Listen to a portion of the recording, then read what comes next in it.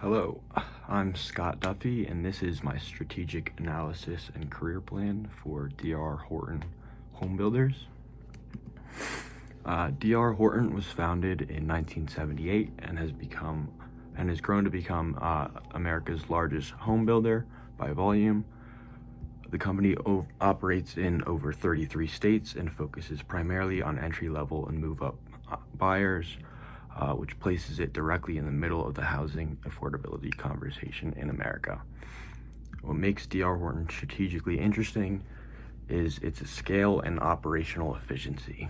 The company builds at high volume, leverages standardized floor plans, and integrates services like mortgages and title operations to improve efficiency and capture more value in the transaction process. I chose D.R. Horton because it operates at a scale that directly impacts housing affordability.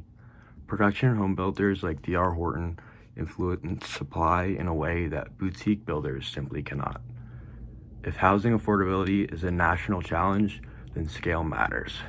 Personally, I am drawn to residential construction because it produces something tangible and meaningful. Homes are where families grow, where stability begins, and where long-term memories are formed. I want to build something that directly affects people's lives. I'm field-oriented. Personally, I enjoy being involved in site visits, communicating with trades, and solving real operational problems. I'm very task-driven, and I prefer taking ownership of specific responsibilities rather than simply supervising from a distance.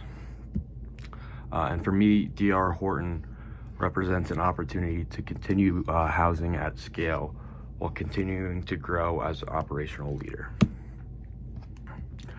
Taking a look at the macro level, D.R. Horton faces several key pressures politically, with zoning regulations and permitting restrictions, which can slow development and limit supply. And then economically, interest rate volatility is the largest pressure, as well as higher mortgage rates, which directly affect buyer affordability and demand. And then socially, millennial household formation and migration to Sunbelt states creates long-term demand trends. And then technologically, construction software and prefabrication offer opportunities to improve efficiency.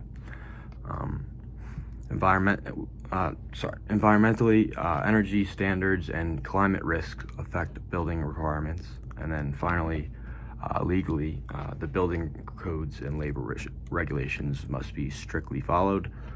And overall, the most significant pressure are economic volatility and regulatory constraints, which make operational efficiency and capital discipline critical. Competitive rivalry is very high, with major competitors like Lennar, Polt Group, and NVR operating nationally. Supplier power is moderate to high, especially due to skilled labor shortages and fluctuating lumber prices. Buyer power is moderate because home buyers are highly sensitive to mortgage rates, and the threat of substitutes exists in the form of renting and multifamily housing. So it's there. New entrants, that risk is relatively low because home building requires significant capital, access to land, and operational systems. And then when you look at the sixth force, complements include mortgage lenders, land developers, which are essential to completing transactions. So then overall, D.R. Horton's primary defense against these three pressures is their scale. When we look at the VRIO analysis, D.R. Horton's sustained competitive advantage comes primarily from its national scale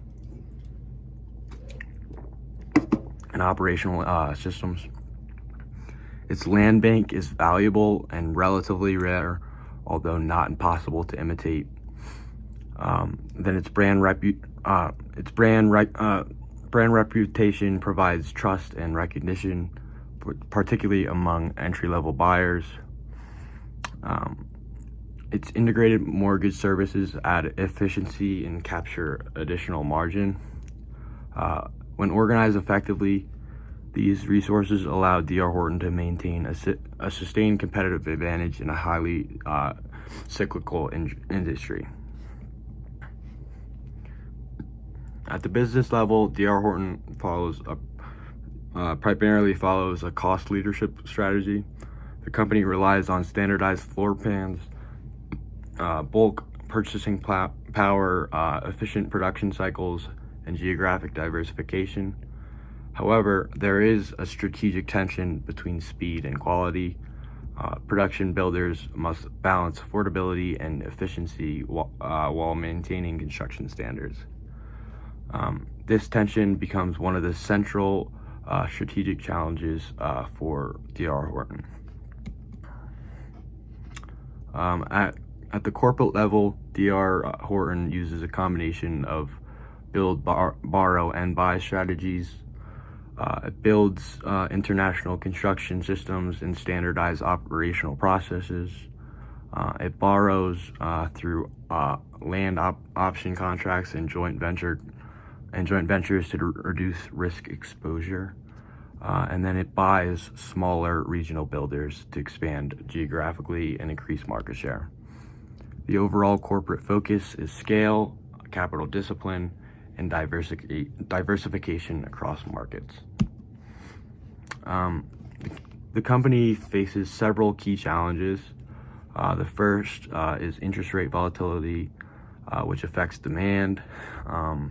Second would be land scarcity, which increases development costs.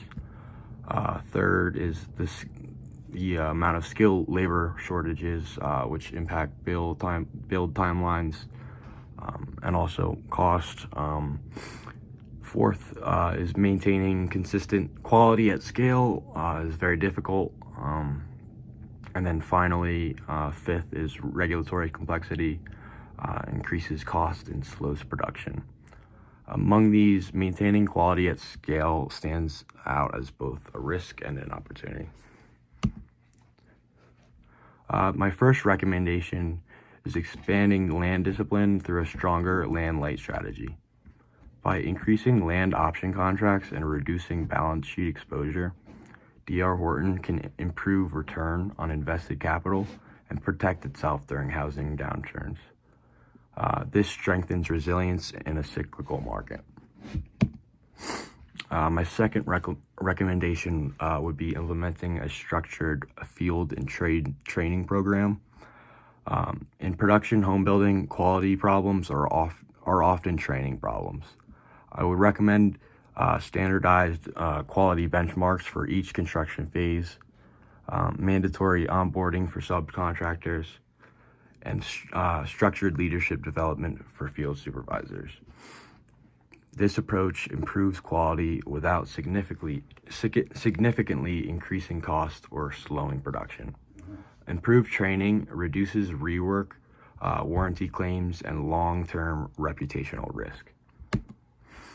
My third recommendation is investing in a workforce development pipeline. This could be including partnerships with trade schools, apprenticeship programs, or internal superintendent development tracks.